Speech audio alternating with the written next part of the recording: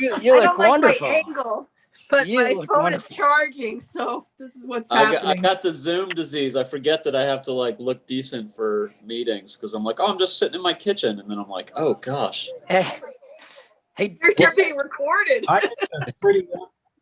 There's a preference that says something like make me prettier or whatever. I hit it 14 times and it doesn't seem to pretty as anybody else actually.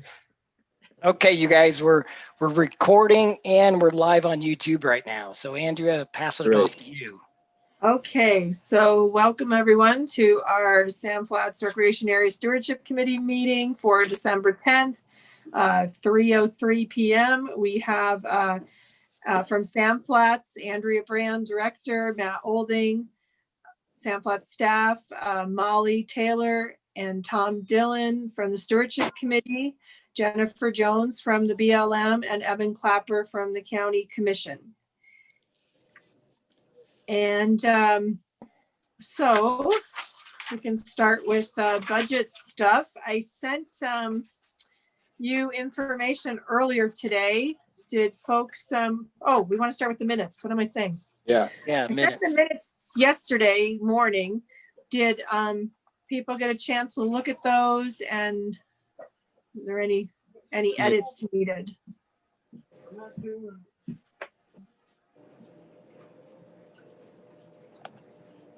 I would move to approve the September minutes as presented.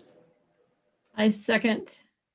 Okay, so Evan made a motion and Molly seconded. Okay, all in favor? Aye. Okay. All right. So budget. I sent I guess we could start with the easy one, the remit sheet. Matt, do you have that shared screen? I'll share it. Thank you. Let me know if you guys can see this. Yep. Yeah. Okay, very good. So you can see our crazy pink line for this year. And last time we met, we were looking at August. And that's all I had on there was through August. So as you probably are well aware, we really had a tremendous fall. And if you look at the yellow highlight there on the right-hand side, we are now minus 25% in revenue compared to down 25% compared to 2019. And I can't see it on the screen because of seeing our box with our faces. But underneath that, I have minus 15% of the 5-year average. So we're down 15% compared to the 5-year average. So we really made strides. I think when we met, we were at like 51% of the 5-year average last time and 58% compared to 2019. So it was a very busy fall. If you go above that minus 25%, you'll see we were up 67% in September over last year, 35% in October over last year, and 68% over November of last year. So just crazy. But didn't have any major problems managing all the folks. So hey, Andrea. Yes. This is Jen, and just looking at that, it's very interesting. Imagine if spring of 2020 hadn't been pandemic ridden, and looking at 2019's use, perhaps one can only, imagine, but perhaps we would have been off the chart spring-wise as well. Maybe. Yeah, I mean, we were up 2019, we were up 4% over the year before.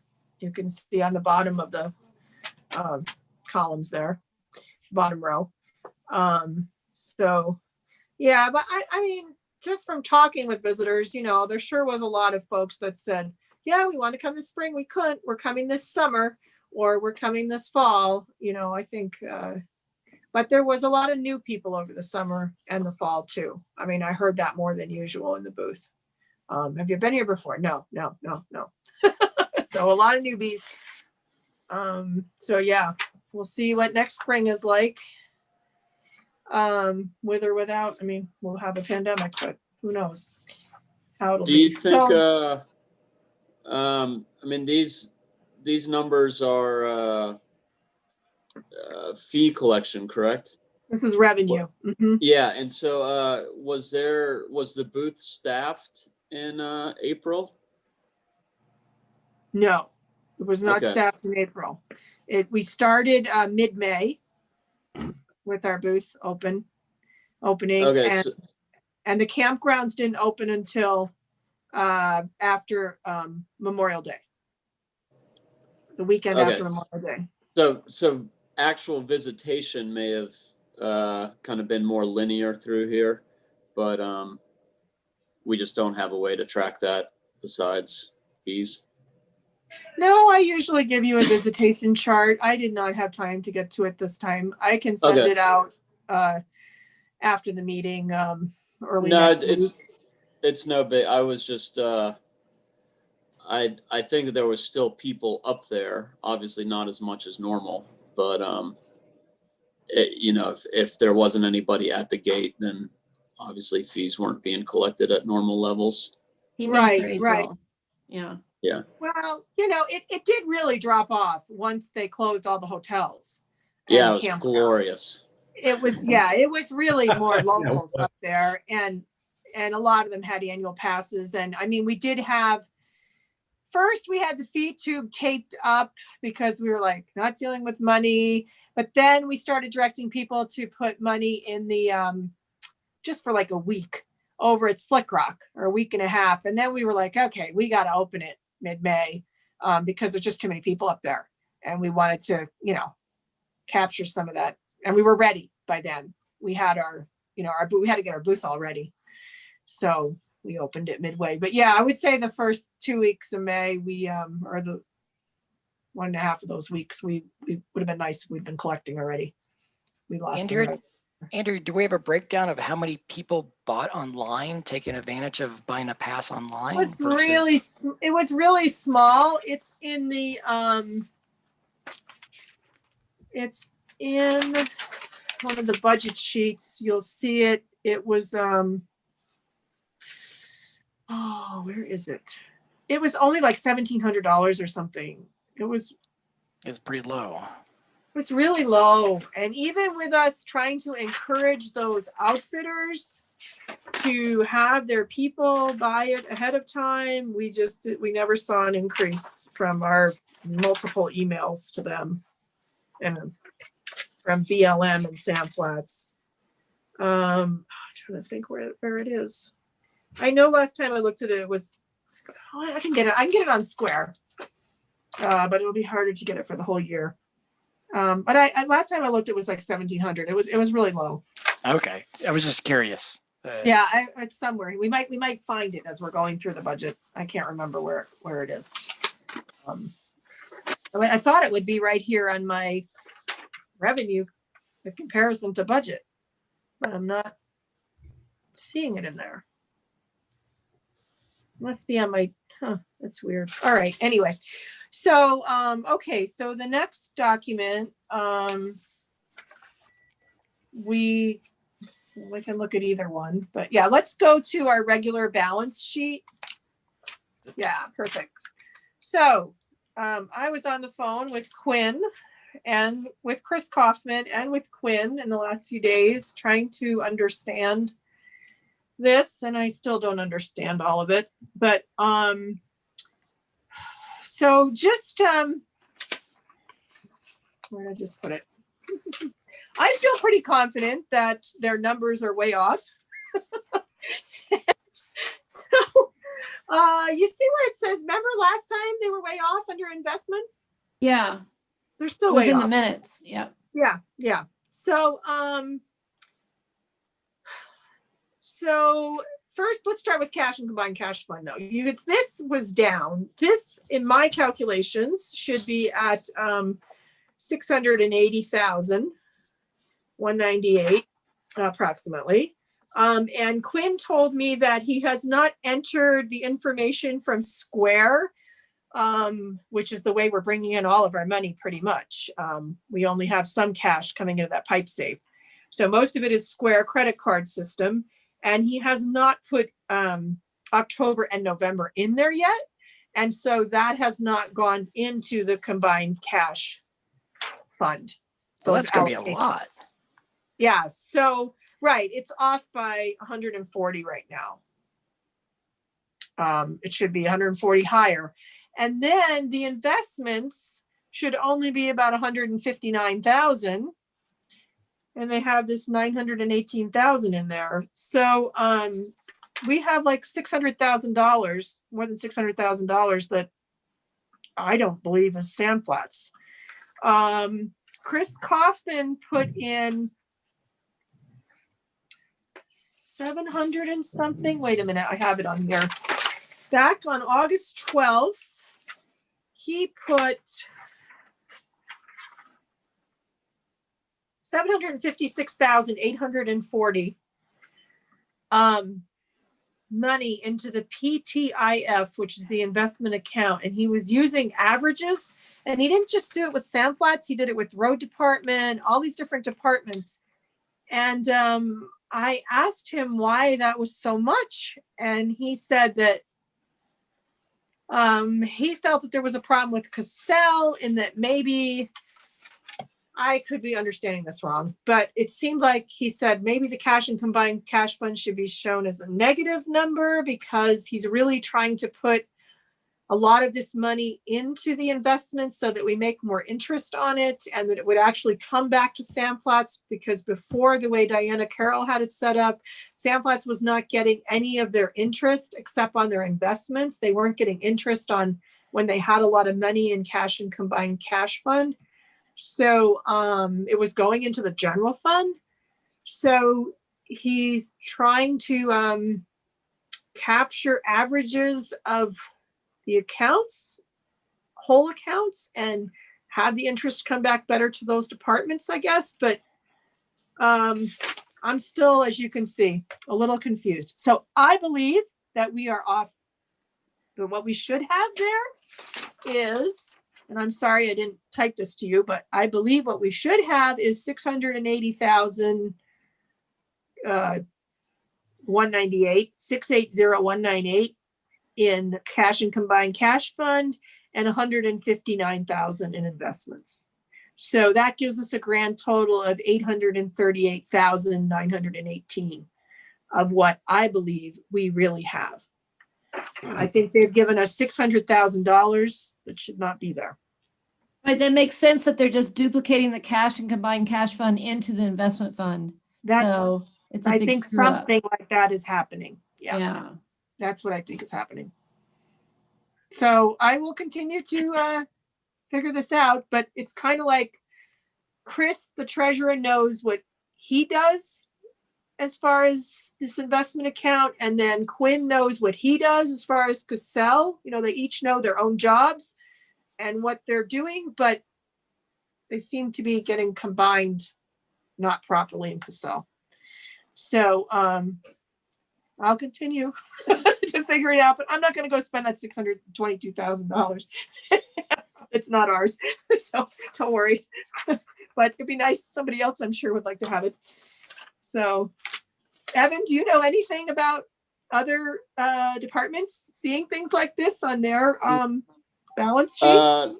No, I mean, you know, most of the other departments are coming from the general fund. So Sandflats is kind of like a unique thing with being the enterprise. But if you want me to ask around, I can. But, you know, it seems like you're already mid-conversation with them. So if I need to poke anybody or there's anything I can help with, just let me know. Okay, thanks. Well, I'll keep asking and trying to figure it out. And otherwise, anyway, let's spend it. Yeah, that's the way I'm looking at it. Yeah. So anyway, but we're still doing very well at, you know, 838,000. I mean, we won't be carrying over all that because obviously we're not at the end of the year yet. If you go to the second page on this It should be the revenues with comparison to budget, Matt. And Can you see it now? yeah, so, and actually, I just realized, yeah, so they're showing us as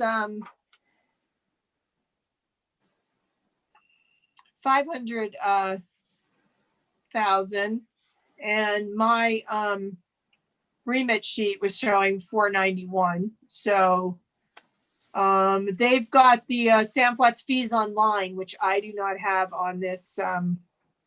I forgot to add November to this. But if you So, compare that total intergovernmental budget of yield actual to the county sheet on page 111 that you sent out, they actually say 424 or 266 instead of 500. So it's interesting that the same categories on that county fund for November are different than this one. Let me look.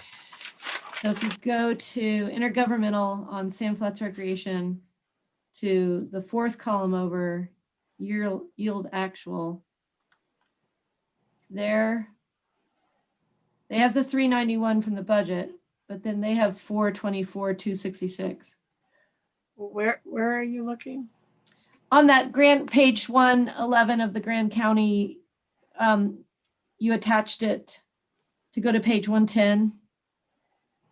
Oh, that one. That's earlier though. Remember this was from like mid-November. Okay. So All right. So the numbers don't match up for a reason. yeah. But anyway, what I was just anyway, so they're showing Sam Flats fees at 488. I'm showing Sam Flats fees at 491 on the remit sheet. So all I'm saying is they don't have all of the dates allocated yet. You know, there's still some remits that aren't on here yet.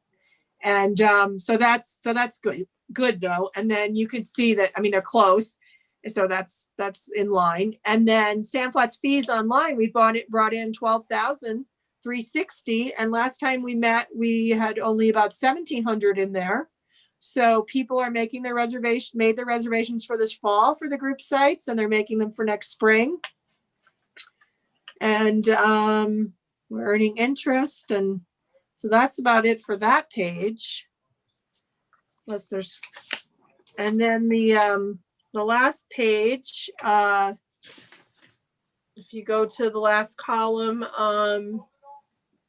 you can see that we, hold on, hold on, I'll be back in.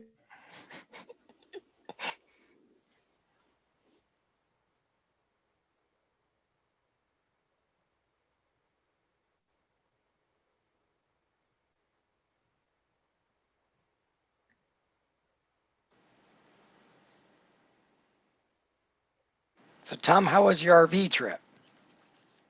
It was great. It was 2 months and 5,000 miles and all in the van, which was a little bit cramped, but it was most excellent. What towns did you make it to? We went to Crescent City, California first, basically. Actually, we started in, I'm back. Oh, she's Sorry. back. Hold on. Oh, the You're lead okay. was a guitar lesson. It's like confusion down there. Okay. well, we're liking the music in the background. What? We were liking the guitar music in the background. Oh, yeah, he couldn't find his electric guitar. So he took it to school this morning, and then I put it in a different place when I brought it home for him after that period. So anyway, what do I want to say about this last column? I might need my glasses. Well, I guess you would say that as you scroll down on that sheet, we're showing just the expenses were 547 and the revenue, which isn't showing there, is the 505. So the 42,000 is what we are overspent. 42,011.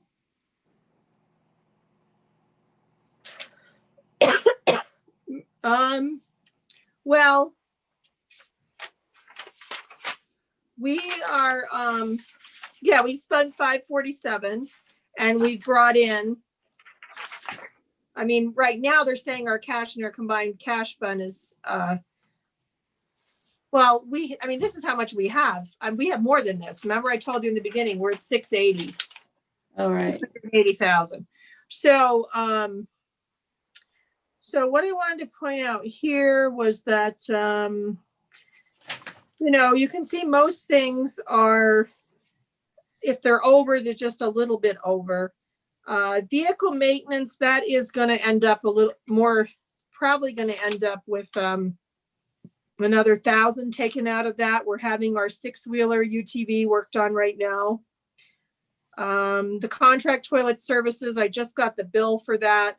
That'll probably just be another 1,000 at the most before the end of the year. And then we went on over a little bit on our Slick Rock Trail dumping fees.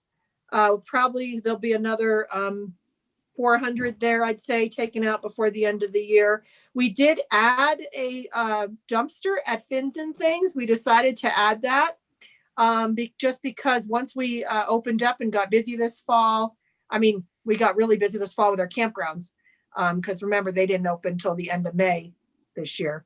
So this fall, we were so busy, we said, let's go ahead and try out that dumpster at Fins and Things, which we've been talking about for a few years. And that worked really well.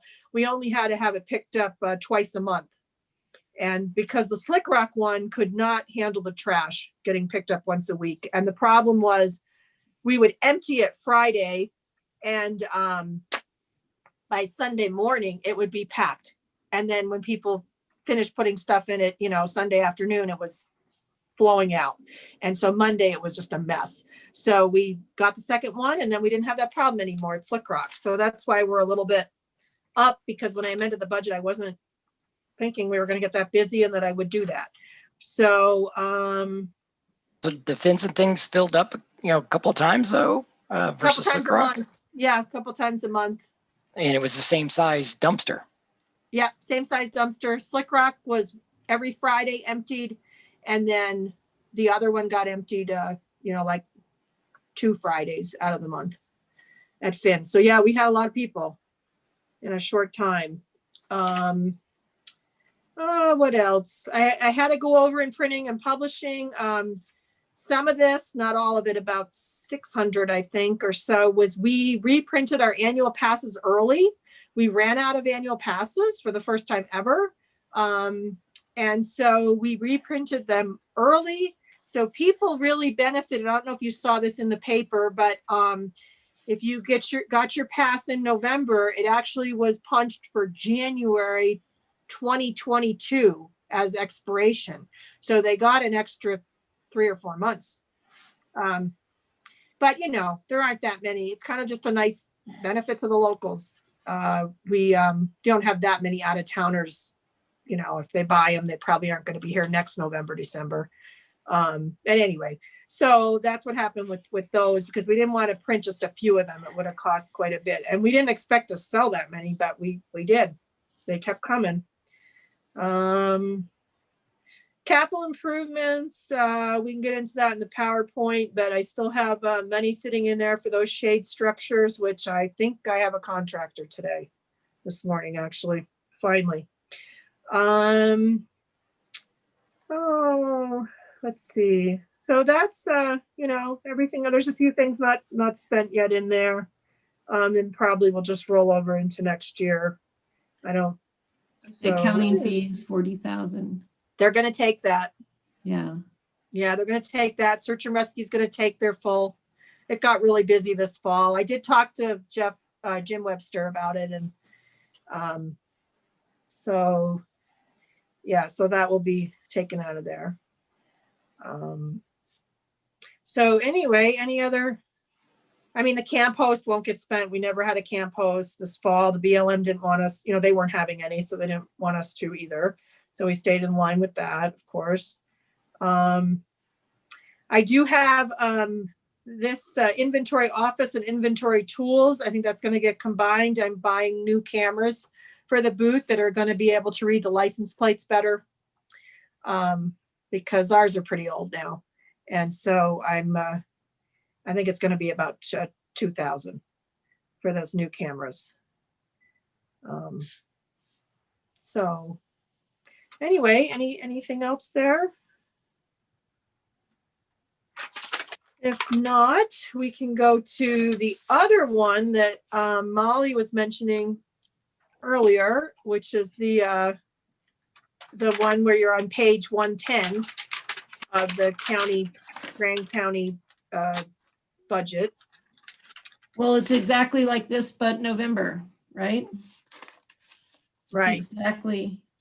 Well, this is going to show you the reason you want to look at this is it's got 2021 on it. Okay. This one was just to date, sort of, mostly. And this is got 2021. So that's the last column on the right. And this is let's see. So the top part, we've got the fees that we think we're going to bring in next year, the 633,000. I worked with Chris on that, Chris Baird, for what he thought based on averages. And we'll get another 10,000 from the Youth Initiative grant. We're projecting 32,000 in online fees. I think that's a little high, but that's where Chris thought it should be.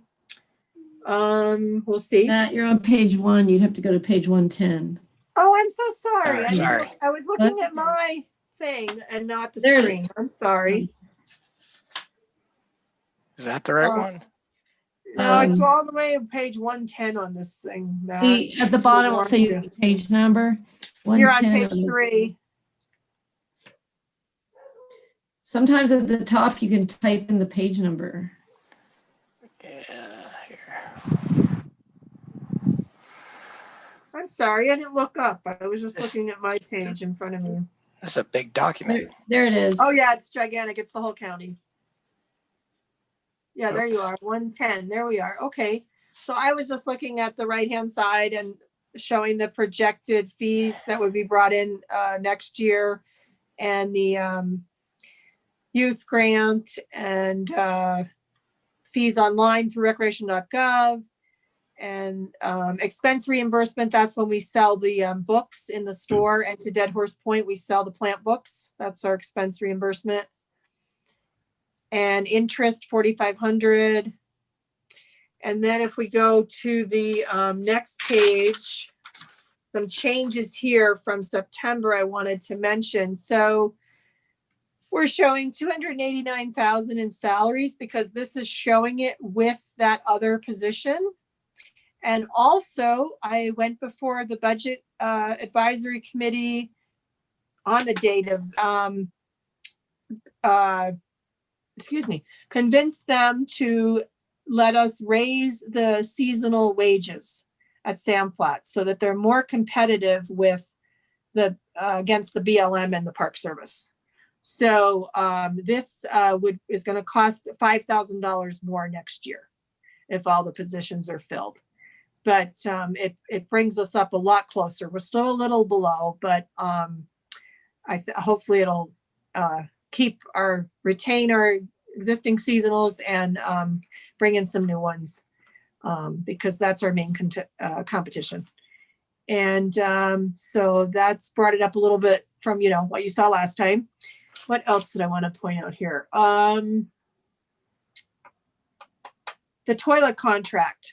So put that out for bid, and we only got one bid, which is the company that we've had for 9 years. It was the end of we had it set up where it was a kind of a 5-year contract. Each year I still went before council, but we had the option to renew for, 4 years, and then the option for 3 years, 2 years. So anyway, it was up this year. So Chris Baird had me put it out for bid. We only had one bidder, and they raised their amounts when they had told me in August that they were going to keep them the same. But then when we put it out for bid, I guess she thought, well, let's, I know that she said that when they clean those new toilets, they're losing money because they have to clean the walls and everything. And we got 5 new toilets in the last, few years. And they also said that the Moab City sewer raised their rate. And the time that it takes to dump. And because we have a bigger volume now, they have to dedicate one person to just be up at Sam Flats that day for half the day or more. And so anyway, the bottom line is, between the toilet paper and the contract, the enzymes and the soap, we're now looking at $59,520 there instead of $51,500. We're looking at $59,500. And I just noticed there's a powerhouse line item. Yeah, that should go away, but nothing can ever go away in Cassell once it's there. Gotcha. Okay. That was a few years ago. We did a trade. The BLM needed us to pay for that for them because they didn't have it. Sure. They didn't have a way to do it. And Yeah. then they traded us with work at Slick Rock, redoing the Slick Rock parking lot, paint and crack sealing. So it was still definitely win-win, more on our side. So that's why it's there. And then Chris did raise a few of these just a little bit. Like the fuel, he added like $700 there. And he was kind of looking at more averages, I guess. And I think that was about it. Maybe there was a change on inventory tools. I think anyway, we added another 500 there. So you can see, and remember, this is also showing, the 781 is showing that Rec Tech 3 position filled, which I wasn't showing as filled when I met with you folks before, because we didn't know what kind of a fall we were going to have and what kind of revenue we were going to bring in. So we will, have to dip into the fund balance for maybe 150,000 next year. So I might start looking amongst with everything else, but going before the RAC board in the next year or two to maybe raise our rates. We are less than the BLM, but we do charge per car for camping, and they don't at this point. But it's been 6 years. It'll be 6 years next year since we've raised our rates. Usually we were doing it every 5 years. So, Andrea, do you have a grants line on here? Is there anybody that's kind of looking at like the outdoor rec grants from the state? no, I just get the youth grants through the BLM is the only one. And then when I go for projects, I go to state parks for their trails, pathways programs. Because there's I know that there's some money available for infrastructure this year. I think the county decided not to go for any, but that's like some of the boat ramp projects and stuff. So I wonder if, some of these shade structures or even toilets might count as some of the, I don't know if there's anybody in your department that would have the bandwidth to put in for some of these grants, but that might be an option in the future. Well, the thing I don't need any more toilets right now, and the shade structures will be funded, but the booth, right now I'm saying we would take 150,000 out to build that new lane at the booth. I'll see if I can find a link to that. Yeah, I think so. Okay, yeah. Send me that link. Okay. It'd be myself and Jason, I'm good at coming up with to-do lists. I don't need any more right now. So just to be clear, we did work with Zachariah prior to his departure, and we were awarded, Greene County and the BLM, 150,000 for the North Klondike project. So I'm assuming Evan's talking about the 21 cycle. And Yeah, I think yeah. that's a great idea and would be happy to provide a letter of support. Do you think that a booth might be the kind of thing, or are they looking for infrastructure that's actually used by the recreationist, the recreator? Well, I think you could definitely put the spin on it in terms of the, wait time to access those recreational opportunities within the recreation area. I think it'd be worth a Sweet. try. Great. Okay, yeah, send me the link on that, Evan, or tell me how I find that information. Or what was it called again? The outdoor recreation? Yeah, it's like I can send you a link.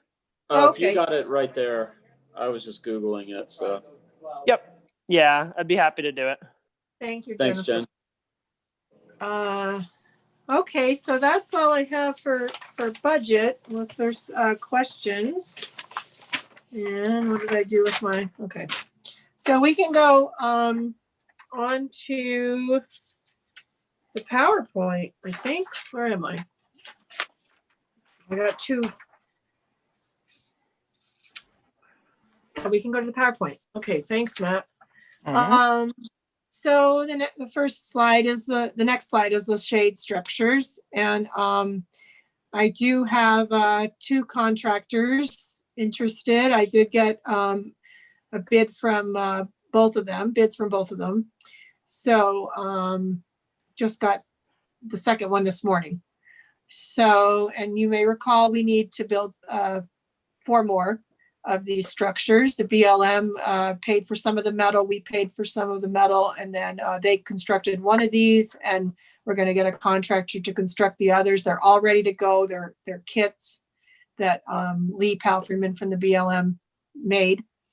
And so anyway, it'll happen. It'll happen in January. We'll get them done. So that's good news. Everybody's so busy. I called, my gosh, a dozen of them, and most of them didn't call me back. And those that did said, oh, we're 6 months to a year out. So I'm glad I ended up with 2 of them responding.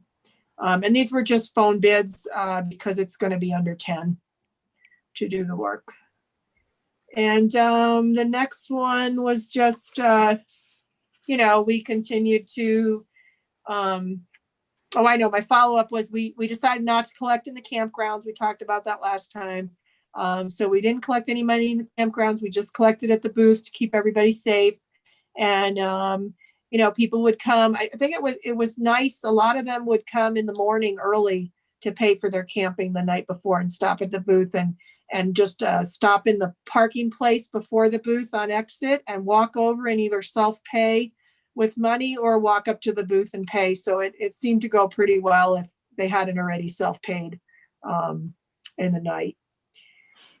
And I'm sure we lost some, but I think the compliance was pretty good.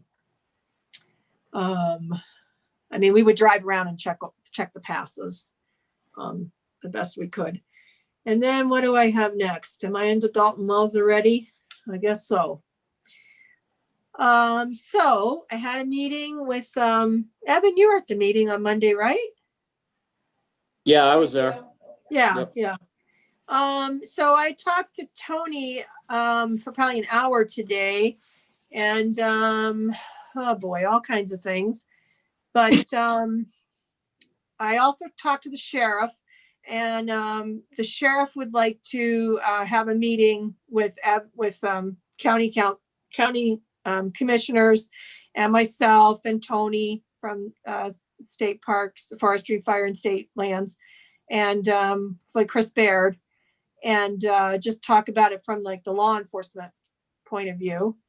And then I worked with Renee yesterday to, I came up with some hours again of what I thought it would take to have a good presence out there and do the maintenance out there. And she ran the numbers for me, and I gave those to Tony today.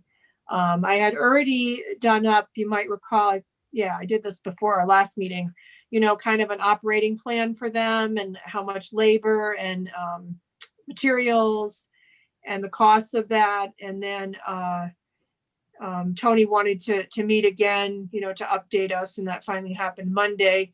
I have a lot of concerns with Sam Flats having enough time to do this kind of oversight. You know, when I was meeting with them before, I was thinking it was more of an advisory, and they still could get a contractor to do this and not the county. But after running the numbers with Renee, I mean, I came up with another 35,000 and well, it was 10,000 before, now 35,000 in wages and benefits for staff to be out there to take care of it. And I would have to pull them from Sam Flats. I mean, we are hopefully going to get some new applicants and some good ones this spring, but you don't know. But I wouldn't send the new ones out there right away. That's for sure. So I'd be pulling higher paid staff to go out there in the beginning.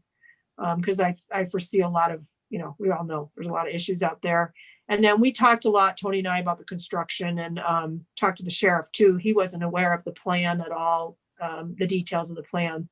And, you know, unfortunately, they only have the money now to build 25 sites.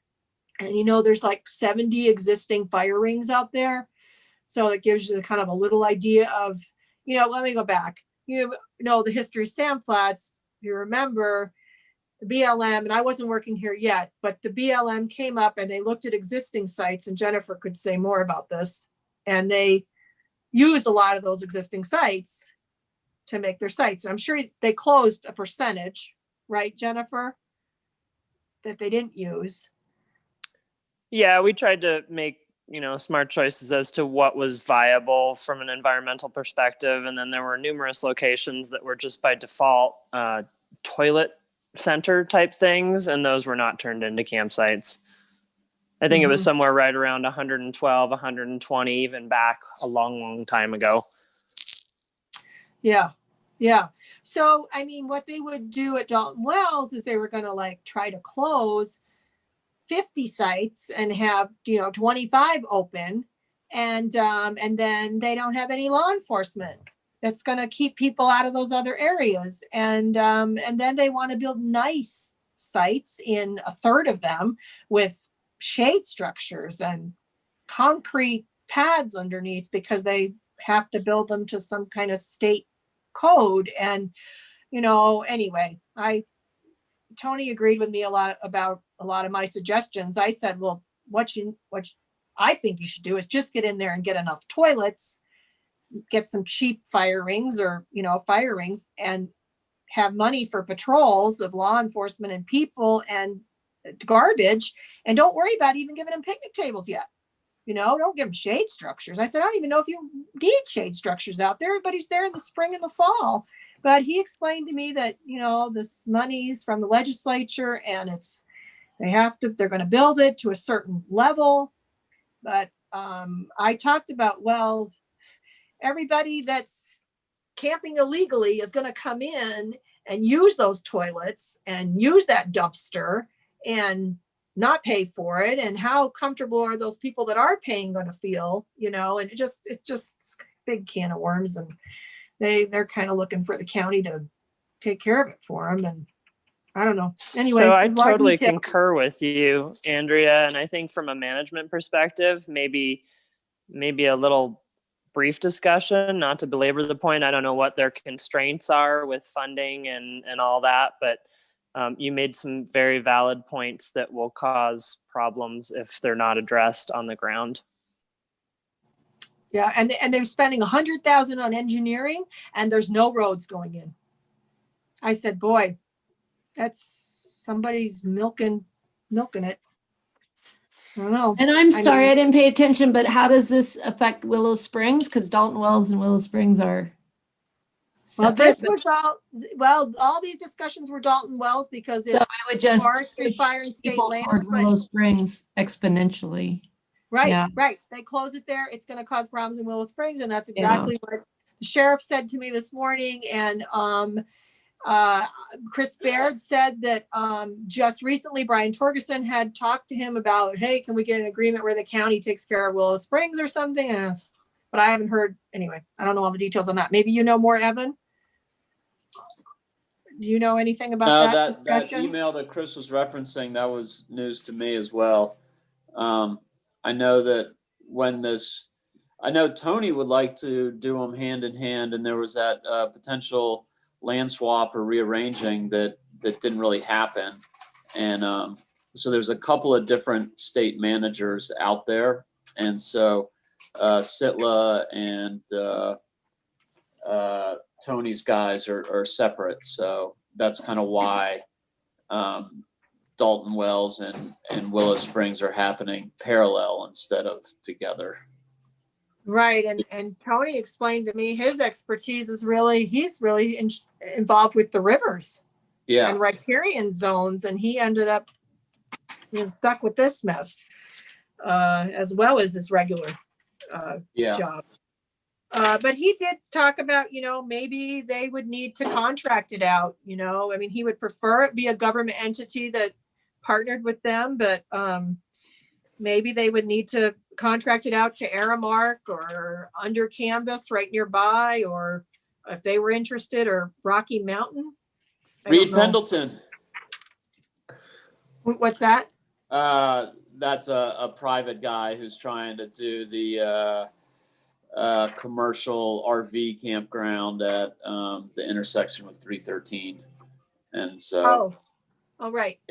I don't know if he would be interested or not, but he's often like with our overnight accommodations removal as a use by right, he's often pointing at the Dalton Wells project saying, well, how come you want a campground out there, but you won't let a private person have a campground? And so, yeah. Oh yeah, I think that's I heard the situation. Yeah. Well, I just feel, overwhelmed with the prospect of Sam Flats and my staff, myself, taking care of things out there. I mean, we already have so many challenges, things are running pretty well, but we have congestion at the booth. We have a lot of trail damage we need to address. There's always some big thing we've got to deal with. And this is a big project out here at Dalton Wells. I don't usually get out there because I'm busy at Sam Flats during Jeep Safari and everything. But I mean, I'm hearing like 1,000 people out there sometimes.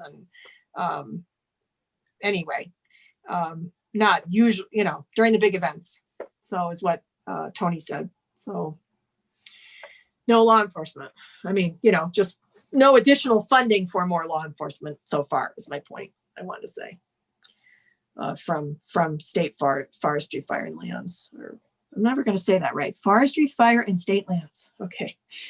All right. So to be continued, we're going to try to have a meeting maybe before Christmas. I'll be sending out a Google Meet poll or whatever soon after I talk to Chris Baird. Because he wasn't able to meet with us today. It was just Tony and I. Okay, so what do I have next on there, Matt? We already talked about it. Toilet contract. I'm working on another revision of the documents again after the county attorney's office looked at that just to get it in line with the new form. So Mallory and I have been working on that today too. So should be pretty close here. She thinks it'll just be consent agenda on that. And then the BLM got the contract and put in money and then the road department came up. And if you've been up to Sam Flats, the road is really nice right now. They just put down the magnesium chloride last week. It's really nice and smooth. Neat. And and then you can go to the next one, Matt. Eagle Eye. I posted this picture when I was out there on our Facebook page from, I guess, like a month ago. And the Eagle Eye Trail opened up. It was in the paper. It's probably been a month now, or close to that it's been open. And it's a beautiful hike and a ride too. I haven't gone on a bike yet on it, but I walked up from Lazy Man and then you go right up to LPS Trail and come back down, and this view is just spectacular. I mean, this is like you're in a national park. And it's just a 2.5 mile little trail. It's the upper Raptor route. And Mill Creek Survey, I just wanted to say that we met, Jennifer was there and many others in the Zoom meeting, and the data is in on the survey that they did, and they're going to be compiling that and figuring out how they want to share that information with the public, is my understanding. And they got, what did they get? About 300 and almost 400 surveys, Jen? Seemed like. Yep, it was right around there, with several of them trickling in after the deadline because it hadn't been shut down. A lot of people, Cara and Josie, and a lot of people worked very hard on that. It sounded like that survey. And they were at the, what was that called? The market there on Center Street, also have encouraging people to participate in that survey. And I think each week for a month or so. As far as sand flats, it'll be interesting, you know, if eventually they decide to build a booth. Oh, still stay on that other Mill Creek one, Matt, just for a minute. If they decide to build a booth at Potato Salad Hill Road, then you know, that much more traffic on the Sand Flats Road. But yeah. So the next slide,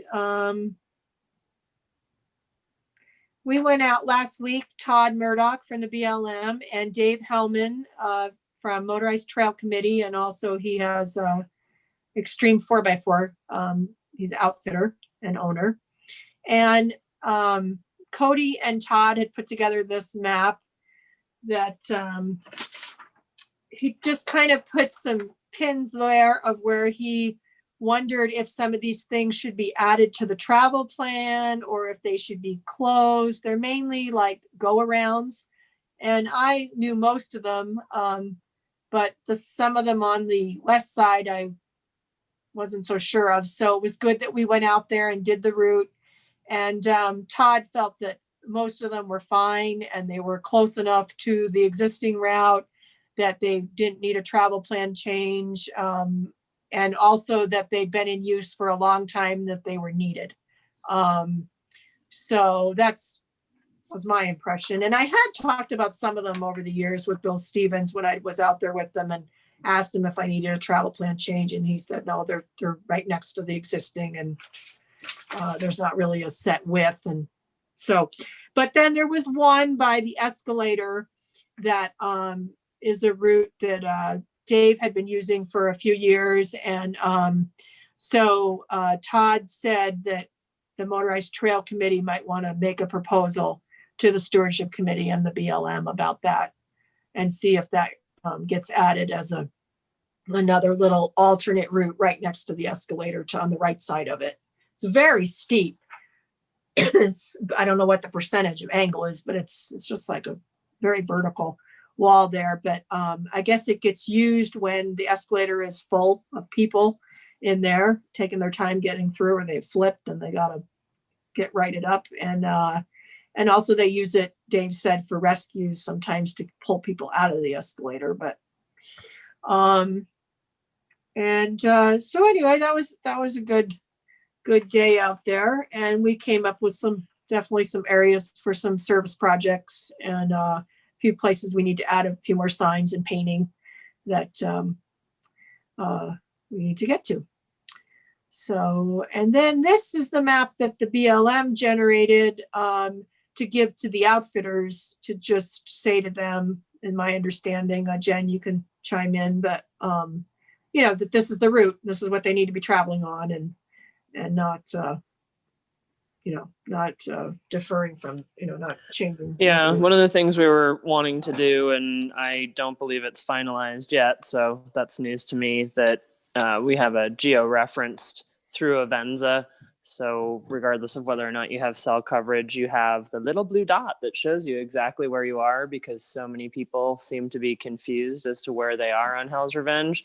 Not necessarily the outfitters, but the general recreating public. So it would be both for the general recreating public with obstacles labeled so that they could navigate easier, as well as for the outfitters so that they could say they know what's legal and approved and authorized and what's not. Like, for example, the little escalator to the side of the escalator route that people have been using illegally. And Jen, is the idea to have like a QR reader or something at the trailhead for the general public? That's my hope. Nothing's finalized yet. We've only just talked about it and have a draft version of that map that can easily be uploaded into Avenza, and it would be free, just with the intent of getting information into the hands of people. We do have it on Avenza. Is there different ones on Avenza? We do have it free on Avenza. 2 years ago, I think Jason put it on there. That was the original one. This one that we had been talking about for the last couple months would have all the obstacles labeled so that it was easier to navigate. Okay. I think what's on Avenza is our map.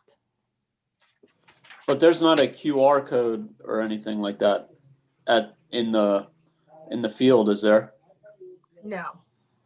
Yeah. When I was in Red Rock, the BLM area outside Las Vegas, at some of the trailheads, they had QR codes for like preferred routes. So there was like non-designated climber trails for like walk-offs. So these big climbing routes. And at the trailhead, you could just scan the QR code and open up Avenza, and it was all right there. So it was pretty slick, and I think it saved them a lot of rescues and that kind of stuff. Okay. Yeah. So Jen, how do you guys are getting that? You're working with Avenza on that, or do you need us to do that, or? Oh, we have a bunch of maps on Avenza. This would just be yet another one putting it up there. And I absolutely agree, Evan. That's been my vision for years, is to have it right there, free, easy access, available to people at trailheads. Yeah, Andrea, I guess the asterisk on that would be, before printing any new signs or anything like that, to kind of circle back to this idea and see if it's ready to go live. I know we just did the signs a couple of years ago, and they're probably good for a while, but just having those at the, even at Slick Rock, that'd be nice. Yeah, we have, well, what I would do, like at Slick Rock, we could just, add another little sign next to the big one or put it on it or something. But the ones in the field that we have are maps on Hell's Revenge, at all those junctions, and they've been out there for a while.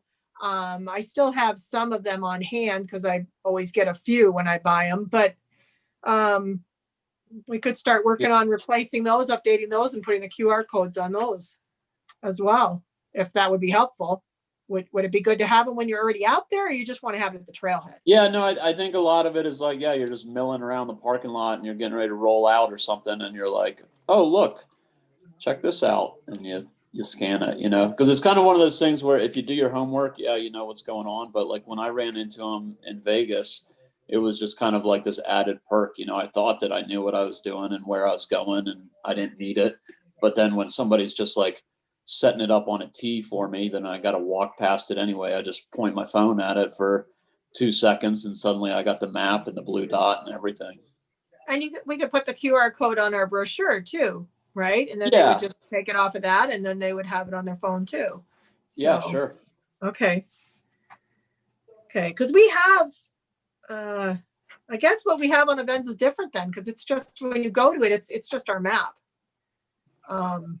Well, I think Avenza should be like geo-referenced, so they still should get a blue dot over the map. I think, it does, but it doesn't have it has the obstacles because it's our map.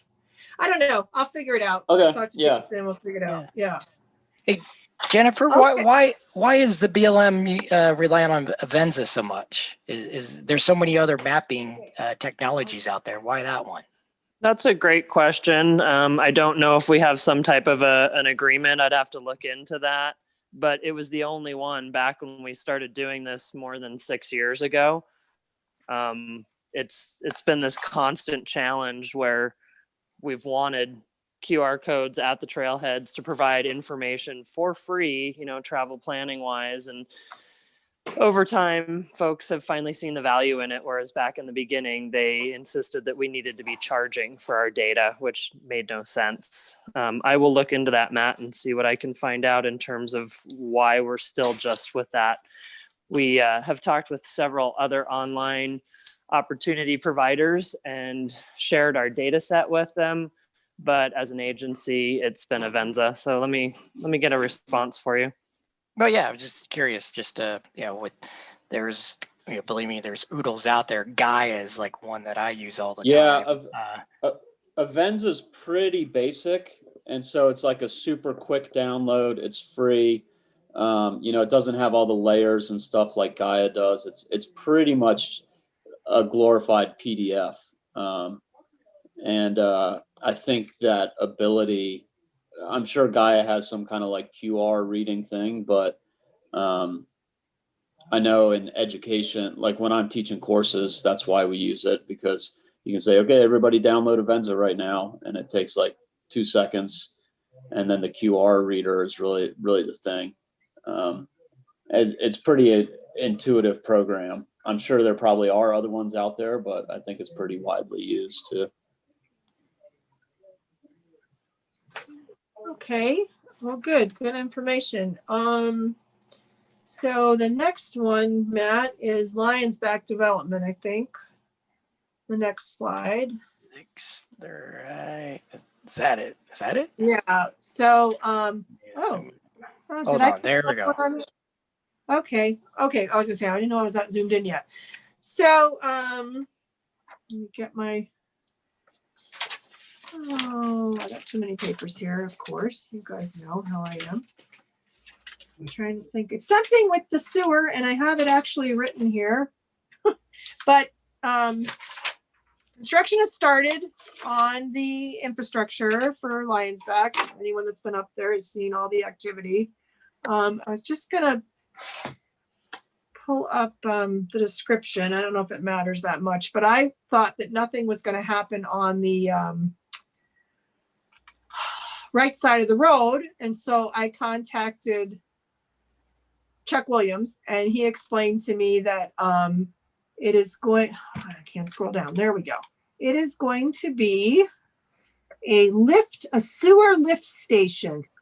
The pad on the east side of the road is for sewer lift station. It will be contained within a colored CMU building, which I guess is a concrete building. The developer wants it to look good too, as it will be in the view shed of the homes. The drainage for the site will use existing ditches and washes so far, I guess, because I thought maybe it was something with drainage. And so that's what's going to be there on the right side, if anyone was wondering. And man, that ruins the view big time. Yeah. I don't know. I'm just thinking if I was staying at that hotel and looking across that way is the best way to look at the mountains and the Red Rock, especially the sunsets. And it's like, why put it there? I don't know. Just yeah, I know. It's kind of, I guess it's the lowest spot, maybe. Yeah. Better than a septic leach field. True. Well, true. I lost the screen. What did I do? Double click to enter. Did Chuck say anything about roads? Like when you're talking about a possible booth on the Potato Salad Hill Road, are you expecting any changes to the width of the road there? I was going to ask you, Evan, because Christina Sloan said that the county was in litigation right now concerning the road right-of-way. Yeah. And I didn't have time to ask her. Yeah, I haven't got an update on that. But that's kind of why I was asking, because I know that there were some questions about that before. And actually, it is in this picture. You see how you have the potato salad and you have this parking area here that just, is there. I talked to Chris Baird, and he said I need to go before the Planning Commission. But I would love to get this as a place, I mean, even if it's just temporarily, for people to park. I mean, they're already doing it. Now that there's no room here for them as an overflow parking area for Hell's Revenge, we've just lucked out all these years that the big trailers could fit up here at the exit to Hell's Revenge, and we don't have enough at our trailhead. And this is county property here. So I'm going to just, I guess, try to just see if temporarily we can put up a sign. And that historic Hell's exit is going to be, is that going to come back online once the projects are done, or is that kind of no, they're going to build. It's going to be employee housing there. And when I saw, I didn't look at the plan recently again, but the original 2008 plan, which is what they're using a lot of, was a car wash for the landowners, there, the people that go there, and employee housing. So we won't have any of that. And some of that place where they have like all the pipes sitting behind the fences, that's county property. I said that to Chris. I said, why are they doing all this on county property? But I guess I don't know. Chris said, well, we're having enough problems with Sittler right now. I'm not going to get into it. That's all he said to me. So I don't know what was happening. This was like a month ago or more. Yeah. I would like, and when I brought this up with Chris, he said, well, you should talk to the planning commission because he didn't know, there's got to be a process if I want to try to designate this as parking for, Yeah. I mean, it wouldn't have to be forever, but maybe it could be like, okay, for the next 5 years or something, or, I mean, it could just change year to year. It just would be good to have a place for people until we figure out. Yeah. if we're gonna Well, have to.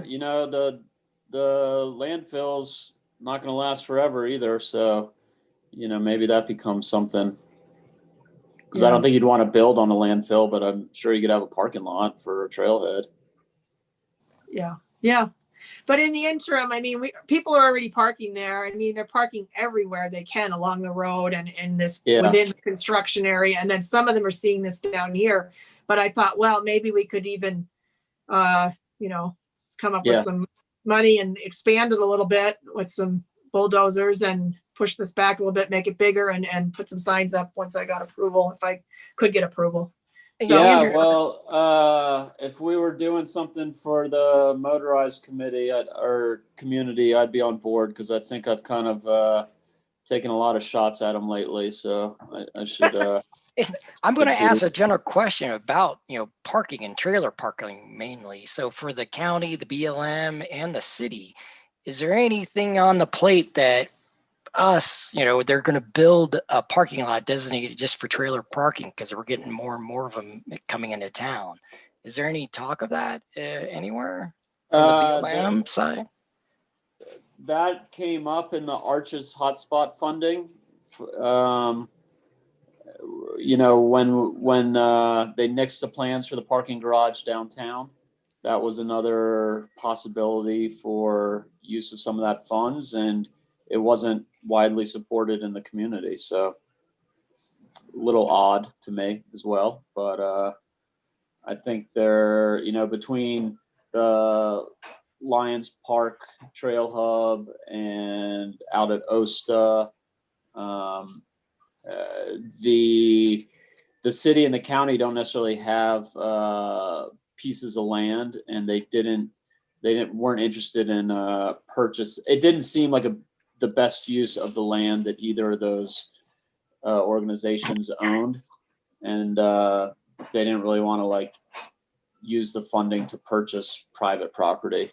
But I think this is potentially a really good spot, especially since it's close to the trails. Having a lot downtown for trailers wouldn't necessarily make as much sense as something like this up here. Yeah, even a bigger project, like you're saying, when's the landfill supposed to close? I think it's not as far out as we'd think. I think maybe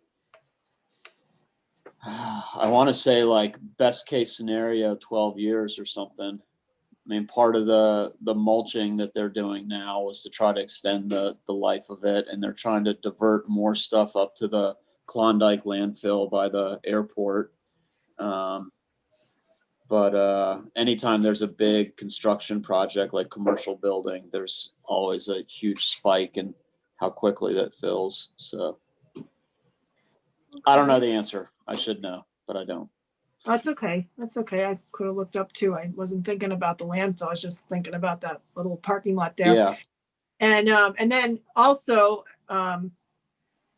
we just talked about Mill Creek, but I mean, if they do build a booth, hopefully they'll put it down the road a ways. So there's a line going to the Sam Flats road. What's Yeah. my next one? Oh, It would also be nice if that the utility line that they put in, if there was some kind of path on top of that, you know, so that people pedaling up the hill and stuff aren't on the roadway. That would be. well, years ago in 2008, I should pull out that letter again. The Stewardship Committee and myself, you know, we wrote up a letter to the city and to the developer about having pedestrian bike paths on either side of the road. And I think our concerns was, you know, asking them, would that be something that they could do? And they said, well, we're going to have big shoulders. And then we talked about lighting and something else. I have to go back to it. There was 3 things, and they seemed, you know, fine with all 3 of our ideas at the time. Wait. But I don't know what they have planned now. I would think they'd want to have some kind of a path, definitely for the people coming out of the houses in the hotel, that they wouldn't all have to drive up the hill. They could just go right on their bike and go up there and walk. So anyway, that's the construction on the right side of the road. What do I have next, Matt? Oh, that's the place we were just talking about from another view. Yep. And then I have one congestion slide that I had posted on Facebook earlier this year.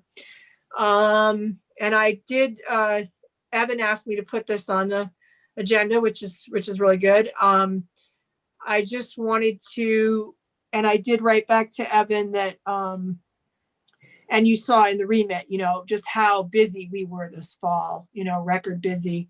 I think in a regular year, other than UEA and a few select times that we don't really understand why, usually people aren't waiting more than 15 minutes to get in. But this year we did have some 40-minute, especially the UEA weekend, which I didn't even realize was happening. That was definitely 40 minutes people were waiting all morning. You know, the lines were from 9 to noon. And that day, one of those days, we had lines from 9 to 3. That was a record. Yeah, that was really bad that weekend. Thursday, Friday, Saturday. And so go ahead, Evan. I was just going to say, you know, I asked for it to be on the agenda because I think that with you know, continued annual growth that we're seeing, that it's going to start to not so much just be like 1 or 2 days, but more often. And I think some of them were pretty bad this year. And it's just, I think it's worth kind of planning ahead. I think there might be some like simple solutions, you know, hopefully some of the online sales of the passes will kind of quicken it going through. But, you know, I look at some place like McDonald's or something that's just as busy on these busy weekends, and they're able to just like crank their line through and keep people moving, like, and they're making them breakfast while they do it, you know? So I don't know if this, you know, if it's a whole second booth, or if, you know, outfitters can sell passes in town, or if there's like a season pass line that when it gets, you know, past lines back or something, it's like, all right, man the express lane, and you just kind of have somebody out there under an umbrella like waving them through. Or, well, you might remember that you know, we were going to do a traffic study originally this year, and we've talked about having, you know, that extra lane, and not really an extra booth, another booth, but an automated arm. And the annual pass holders and the outfitters, they would have a pass that could just be scanned. And then even the people that maybe had already paid, if we could have that on their pass somehow, though I didn't look into cost for something like that, could scan that. But I would like to have an engineer really look at it, because, you know, you have 2 lanes right now at the booth, but then when you go past the booth, pretty soon you go back down to 1 lane, and everybody wants to, all those outfitters are making a left onto Hell's Revenge. Yeah. So they're going to have to cross that traffic that's next to the booth. So I really want to have an engineer, you know, maybe you have to have a light. I don't know, red light, green light for each lane when they can go. But anyway, Did something we we- can do. Oh, go ahead. Did we get that study in the budget for next year? Mm-hmm. Oh, there is a sweet, excellent. Yeah. I was going to do it this spring, but Yeah.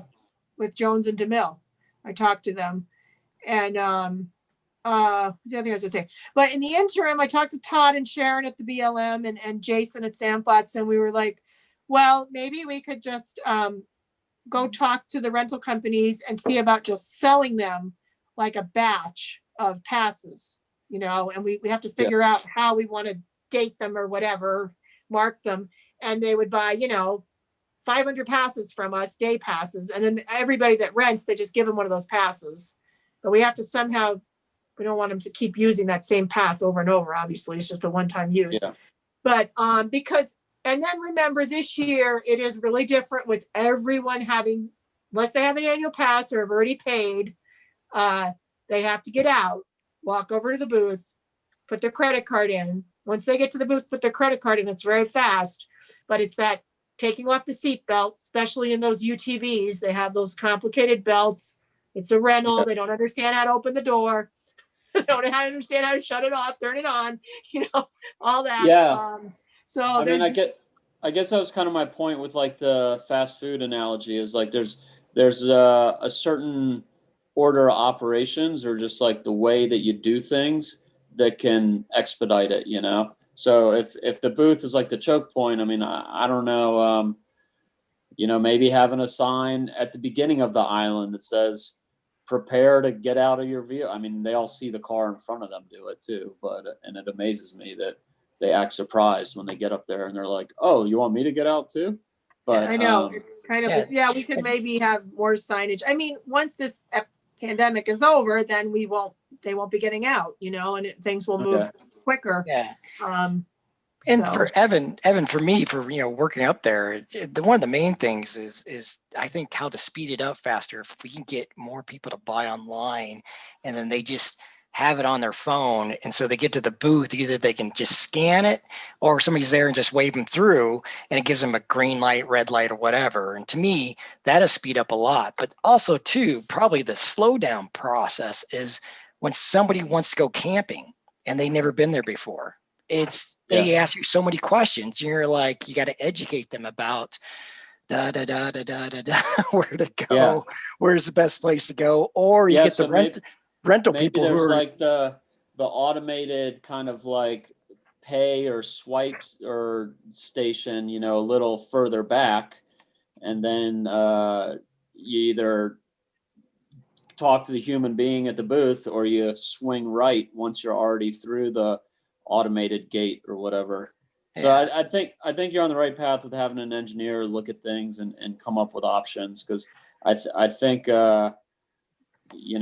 automation is the future or whatever. And and Andrea, I never mentioned this to you, but we sort of have in the past talked about it, is one of the things I always see is most of the people are going up there to hit Hell's Revenge or go do the trail systems, and then there's the campers. And I don't know, an idea is maybe for camping, they go to like the Slick Rock parking lot and there's a booth there and they actually pay for camping there if they haven't. Oh, that'd be brilliant. Online. Right. Yeah. And it frees up, another section and just charges the people for Hell's Revenge and doing all the trail. I mean, it's just another, idea out there to relieve up stuff, but definitely the slowdown is, especially right now with COVID, is, getting people out of their car, come up to the booth, stick their credit card in and swipe it, and then they got to go back into their car, with the pass and stuff. And to me, to simplify that is taking advantage of these things, because everybody carries them with them now. And if they can buy it online, it'd be, because that would mean a whole other booth at the Slick Rock, but that also enables that person to turn around and leave. And it relieves the clog up at that Hell's Revenge parking area. Yeah, it might. Yeah, I'm just throwing some ideas out Increase there. The flow. Yeah, totally. I mean, each little letter, each campground could have its own like BLM style pay station. People are familiar with that to the most part. So it's like, maybe you just pay to get your vehicle in Sandflats, and then once you find your campsite, you pay for the site, at that little area, or and then you just have your pass to get in and out of Sandflats. This is the kind of, like brainstorming kind of stuff that I think, Yeah. I just wanted to, keep Or the conversation rolling. No, I appreciate that. And or even before you get to Campground A, alcove, between Yeah. Baby Lions back and A or something. Yeah. You're Yeah. camping, pull in there. Of course, you'd have to go on the other side of traffic, but then it wouldn't be clogging up Slick Rock, and you'd go in Yeah. there. You have to. I don't know, but no, this is good. All the different ideas. Yeah, or reservation just for camping only. We just do everything online for camping, and maybe you only have one campsite that is, first come, Ooh. first serve. That's Oh. Yeah, we've been talking about that for a number of years now, and I mean, and that would be the only way I think that I've thought of so far, of because the BLM keeps talking about, we're eventually going to limit maybe our numbers on fins and hells. Yeah. We'd have to make our reservations available online for all of our camping or most of our camping, because who the heck wants to, hey, we wanted to camp here and we want to go on hells and we can't go on hells because we don't have a reservation, it'd have to work together. It would be full all the time if people want to be able to reserve campsites, like as an outfitter, people are always asking me like, hey, can you go get me a site on Thursday? And I'm like, no, I can't do that, and, they want to reserve sites. So, and also too, yeah, just another industry that is switched because of COVID reservation. Yeah. A lot of the ski resorts. Now they put limited numbers on how many people can go to the ski resorts, and the only way to buy a pass, you have to go online and buy a pass. I saw that. Yeah, and so that's how they're limited. They don't want people to come up to the booth and pay with a credit card and talk to a person. They want everybody to buy their pass online. So when you go to the resort, it's basically on your phone again. And so a lot of ski resorts are doing that now because of COVID. And when somebody reserves a group site, how do they show it again? Do they? They show it on their phone usually at the booth. Yeah. Yeah, or they have a printout. Yeah. And we don't do much with them right now with the group sites, but we don't have very many group sites, so it's not that confusing. But I wonder if it'd be worth doing a trial with some of the individual sites this year. Like to have, maybe all of B is reservable or C, or I don't know, just to kind of see how it goes. Yeah, we've talked about that too. And I mean, that would be the way I would want to do it, is just do a 1 or 2 loops or something and just work out bugs.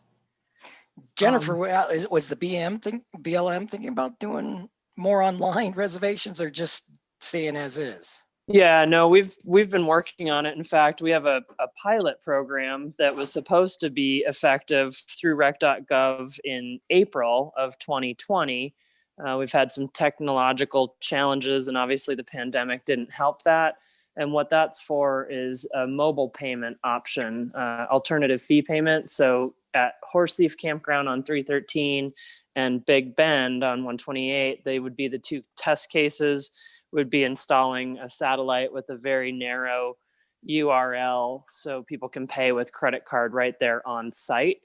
And then we're, hopefully that'll happen this spring. It's all still up in the air, but just today we were having back and forth emails about when they're going to come out for a site visit. The other thing we are definitely moving towards, and even more hopeful will be effective by spring of 21, is Ken's Lake Campground will be all reservations. And one of the desires, obviously, is to limit the cash handling, while also maintaining, revenue associated with this camping. But it just changes the workload, because if, take, for example, Ken's Lake, we're using that one because it's nice and close to town. It does actually have cell coverage for most of it. We'll be needing to post the calendars on a regular basis. So we're looking at the business rules of how many days in advance can it actually be reserved. With our group sites right now, it's an 8-day window. You can't make that online reservation within the 8 days of, because we need that time to know that once a week we're getting out there and updating all the calendars for the reservable group sites. So yeah, we're absolutely trying to move in that direction, while also maintaining some opportunity for first come, first serve. But Ken's Lake will be our first test case with the reservation only. Maybe we'll only do it spring and fall and open it up to first come, first serve for summer and winter.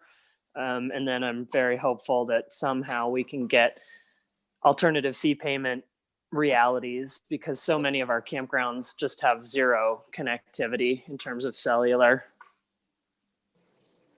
Oh. Yeah. Have you, Jen, something I've been wanting to do before I would jump into this is to really talk to somebody at Arches to see how their reservation, or Dead Horse, just to see on the ground, because I know when I go to Uray and camp there in the past at the amphitheater campground, I've talked to those hosts and people that work there, and it's kind of complicated switching out the signs and putting the names. Maybe there's a better way to do it, but at the time they were like writing in the names and making sure that those people had left and the new people were coming in, and it just was like, oh my gosh, it was so hands-on compared to our. Yep. And that also assumes that you have either good, reliable camp hosts that are A, there, and B, reliable, or you have staff that you're able to dedicate to that. So we're well aware that, okay, so great, we might not be collecting the fee canisters in certain locations or with the frequent proximity, but we're transitioning that workload to having to maintain calendars, which I think has some really positive benefits in the sense of it puts us physically in those campgrounds for a longer period of time, maybe in uniform and whatnot. We're hoping and recruiting to have camp hosts for spring of 21. Who knows what'll happen with it, but yeah, we're absolutely looking at other options. And I do think, for whatever it's worth, people that plan ahead tend to be a better behaved audience in terms of they've thought it out, they've gone through the process of securing their site, they've paid for their site, and so it'll also probably change the caliber of campers that we're seeing in these particular locations. Good choice of words. Well, but on our end, you have to be really sure there's no mess ups, because they've reserved it. They expect to have their site. So yeah, gotta really make sure the staff is on top of that. It's super important. That's why we're not jumping in, to the deep end entirely. We have so much going on. We just want to do it in a controlled fashion where we have one campground that we're going to focus on. One of the things that I've heard from Arches and other areas is that it's desirable to take an entire campground and put it all reservation only, because people get too confused. Like you've seen it at Uray, as have I, where there's certain first come, first serve sites that are always available. But yet there's these others that are only reservation. And then you also have, especially with us in Moab, the situation where, say, people made a reservation for 3 or 4 nights, and if they don't show up by noon of the second day, their reservation is canceled. You need to have somebody there to deal with the fact that it's an open site on a busy night, and somebody doesn't pull in there at 11 o'clock at night, and then that next group shows up, and the whole fiasco that goes with that. I think the last thing any of us need in the Moab area is vacant campsites. Yeah. Oh yeah, I'm aware. Well, as a user, I like the Uray one in that some of them are not reservable, because I want to make the reservation and they don't have any really good sites there, but I make it whatever I can find. And then when I get there, I jump into one of those non-reservable ones, which are actually pretty nice, most of them. But so and then your nice reserve spot is empty. Yeah. But you tell the camp host, and then they just open it up and they make it a non-reservable. So it is more work for them, because they do that there. Yeah, and that's what I was saying in terms of keeping it segregated. So perhaps you have certain campground loops that are reservation only and other campground loops that are first come, first serve, so that it's more clear for people. Yeah. And then just really quick, not to change the subject, but I don't know if anybody saw it on the chat. I saw your. Just about utilizing other travel apps. Did you see that, Matt? They don't have to just use Avenza. Yeah. So, okay. Evan, do you have any Grand County? Oh gosh, it should say commission. Sorry to change that. I'm so offended. No, just circling back around, there was a question about I just want to say COVID. What's the acronym for COLA? About a COLA for county employees this year, and that is in the budget now. So that budget will get approved on Tuesday, I believe. But that is in there, and That's nice. besides that, not much else to report, I don't think. Oh, we went through our board assignments, and I fought hard to stay on this one. So you're not done with me yet. Oh, well, good. You fought hard, huh? Yeah, I gave up some of my other ones to some of the new commissioners, but it will be me for next year as well. Well, good. Glad to have you. Yep. And your expertise. Yeah. Jennifer, do you have any updates to share? I did forward an email to you and Matt with seasonal campground closures. I don't know if you want me to run that through, but this is something we've been doing for more than 8 years to try and direct the relatively minimal flow of campers and allow our maintenance crew, many of which are on furloughs during the winter months, opportunity to focus their efforts on projects, not strictly just cleaning over 700 individual sites. Did you get that email, or do you want me to read it off? You could read it off if you want. Okay. Hold on a I second. mean, I can look at it later, but I'm not on. I don't have my screen. Sure. Give me a second. I just need to pull it up. I did want to talk about the rec.gov thing, so thank you for letting me do that. We're looking to move 2 other permitting. Sorry, I'm trying to type and talk and navigate at the same time. You know how well that works. So we moved wastewater private permits to rec.gov in January of 2020, and we're hoping January of 2021 to move 2 very small permitting systems. One of them is the Lower Dolores River for private permits. And then the other is the 4-wheel drive, sort of extreme, heavily modified Coyote Canyon, which is just here in northern San Juan County, just by the off Black Ridge before area BFE. And that is the update for rec.gov. In terms of campground closures, and I'd happily send this out to anybody else, it's been circulated through the MIC and Travel Council, Discovery Moab, or discovermoab.com. But the King Creek corridor, everything but the back sites in Ledge B and sites 1 and 2 in Ledge E. So that means A and C are completely closed. But that leaves Kings Bottom and Moonflower and Hunter Canyon all open.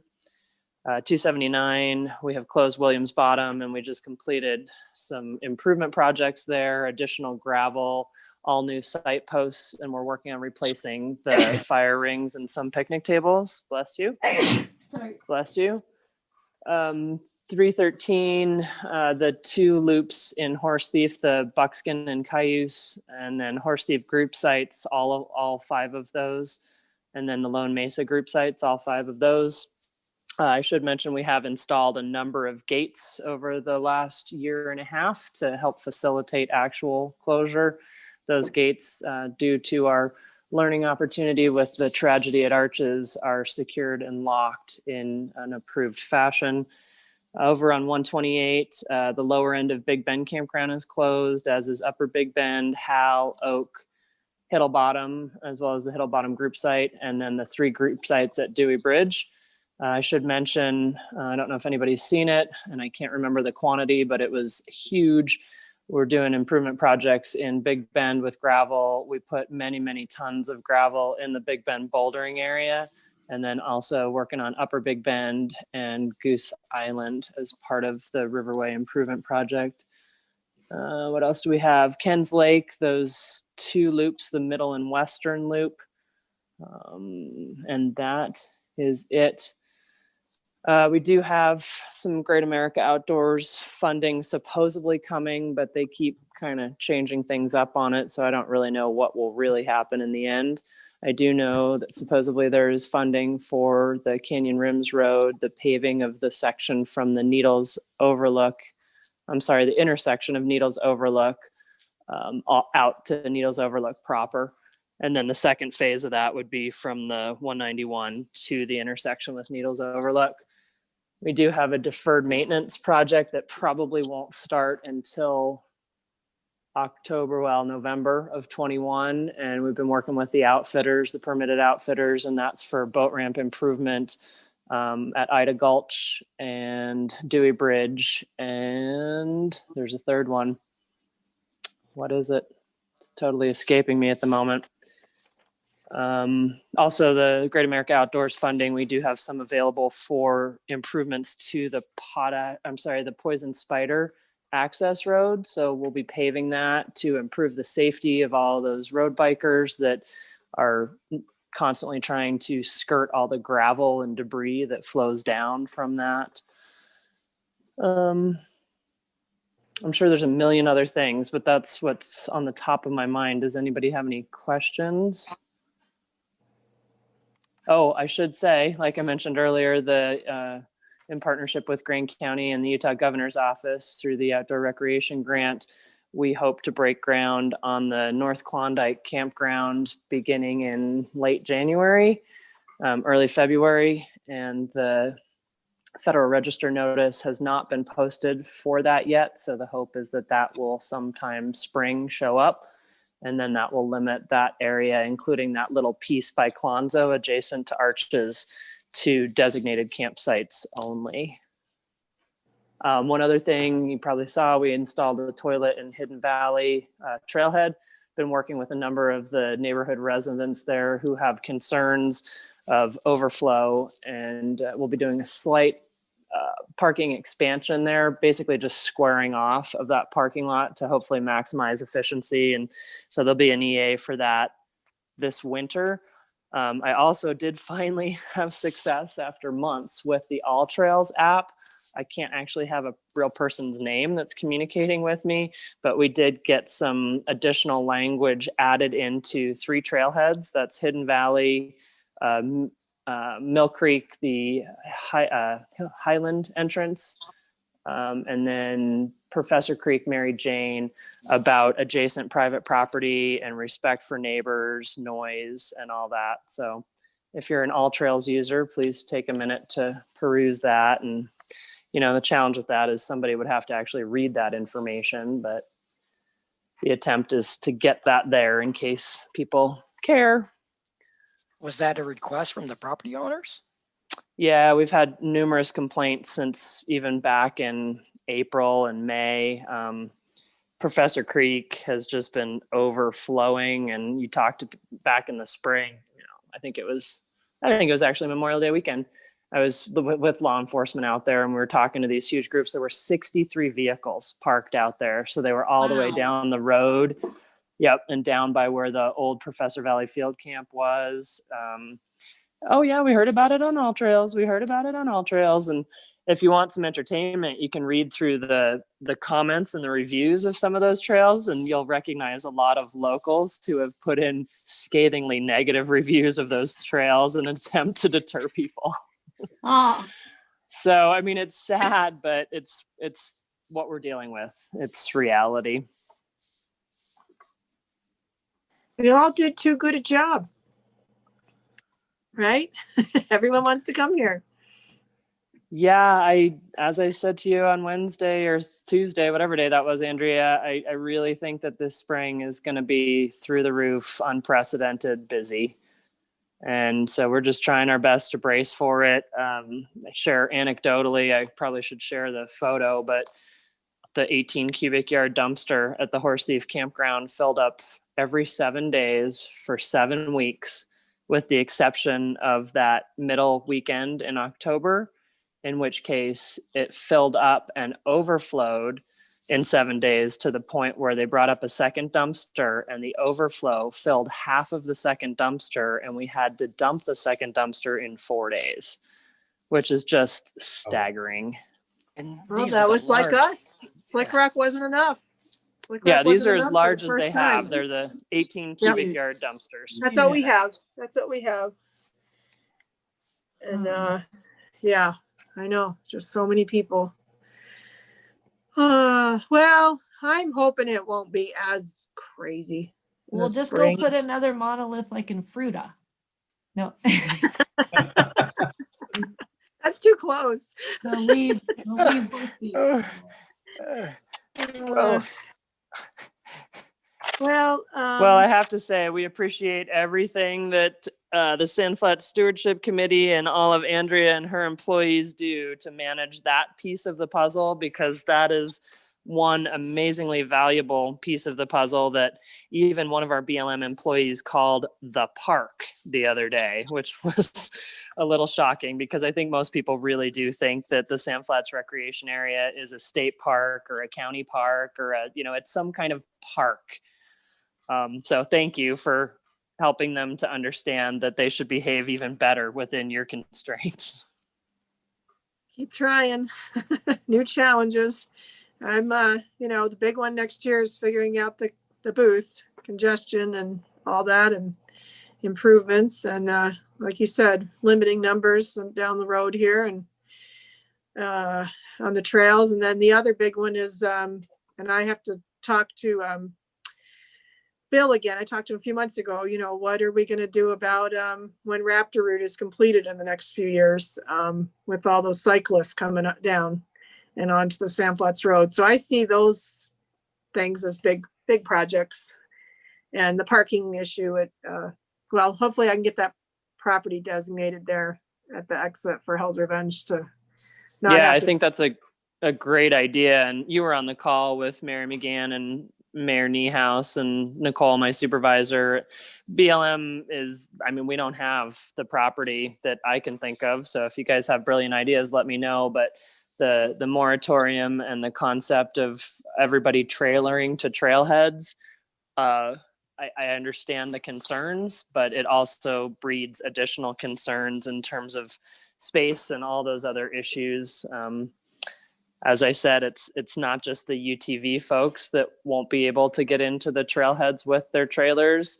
It's all sorts of hiking trails currently and has been for 3 years. Look at Fisher Towers, look at Moonflower, look at Grand Staff, look at Corona, all of those trails. We have capacity issues, and there's just so much concern from the community wanting additional regulation. But in order to have regulations work, you need enforcement and you need the engineering and the people management. And it's just, I think it's Moab 2.0. Here we are. It's like the early to mid 1990s all over again.